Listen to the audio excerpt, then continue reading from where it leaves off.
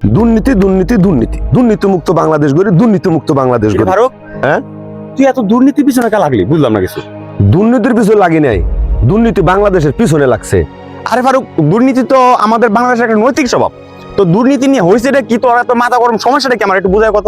আরে বন্ধু, বুঝার পর থেকে যেই জায়গায় যাই খালি দুর্নীতি মুক্ত বাংলাদেশ গড়ি, দুর্নীতি মুক্ত বাংলাদেশ গড়ি, মিলেমিশে দুর্নীতি মুক্ত বাংলাদেশ গড়ি, হাতে হাত রেখে দুর্নীতি মুক্ত বাংলাদেশ গড়ি। তাহলে বাংলাদেশে দুর্নীতি মুক্ত করি, দুর্নীতি মুক্ত করি, তবুও কেমনে বাংলাদেশে দুর্নীতি হয়? আমি এই হিসাবটাই বুঝি না। দেখ ফারুক, দুর্নীতি দূর করার দায়িত্ব হচ্ছে তোর আমার আমাকে সবার।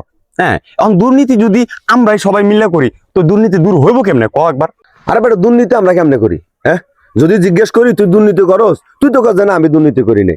আমারও যদি বলে তুই দুর্নীতি করস, আমি বলি না আমরা দুর্নীতি করি না। তাহলে আমরা কেউ দুর্নীতি করি না। আচ্ছা বন্ধু, আমাদের এই বাংলাদেশে জনসংখ্যা কত? কে 18 কোটি? এর ভিতরে কথা বলে কতজন? ধর 14-15 কোটি, আর বাকিগুলো সব শিশু।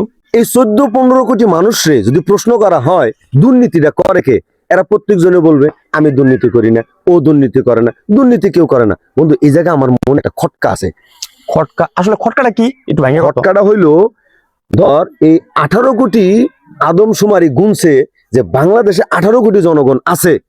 আমার মনে হয় এর বাইরেও আরো 1 কোটি আছে যারা বাংলাদেশের দুর্নীতি করে। এটা আদমশুমারি এই 1 কোটি মানুষের নাম তুলে নাই। বন্ধু, তোর কথা তো যুক্তি আছে।